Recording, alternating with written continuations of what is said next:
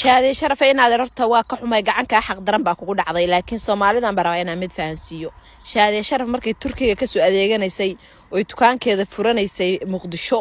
markaas gabadha ka hor baa la furay adiga 12aad baa la furaan waxan taa waa maqla xilliga 12aad baa maqla bishii 12aad marka page baa Facebook soo qaatay kadibna waatay intay Muqdisho ku soo noqotay cad fitax la soo duubsay fiidiyoada soo dhigma inay tahay leeyma furin laakiin indhaha dadka lagu sii jeedinay reerkan mar hore kala tageen waxa la diiday in lagu mashquulo way kala tageen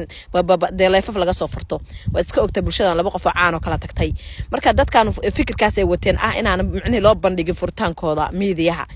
laakiin ba meesha taala codadkan hadda laga keenay ya waxa ka keentay xaaska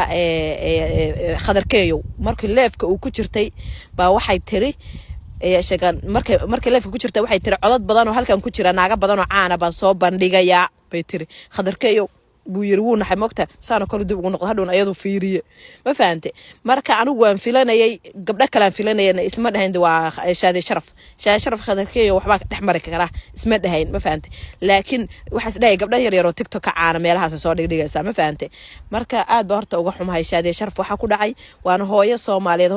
waana hooyo maartay sharaf leh oo fanaanada waxaana wax maartay hadda dadku u boonbooninayaan bay waxa gabadha waxay u qabaan in la qabay horta in 12aad la furo ku bishaaraysta haday soo fariisatan ayada idin sheegaysa ma fahanteen anigana day reer kala tahay waxaas ma sheegay laakiin mar hore aan maqlay 12aad baan maqlay marka aan waxaan ku nii sheegayaa waxaana laba qof oo xiriir wadaagtay bay ahaayeen khadarkeeyo iyo shaadi sharaf inkasta aan laga filanayn de walaalayaal wax ma idin sheegay gabadhaas wax ceeba ma lahana ka dhamaada qabitaanka hadaa u qabteen uu fatax qabana ma qabin hadii kala ayada idin soo fariisanayso idin sheegaysa xidigay kala tageen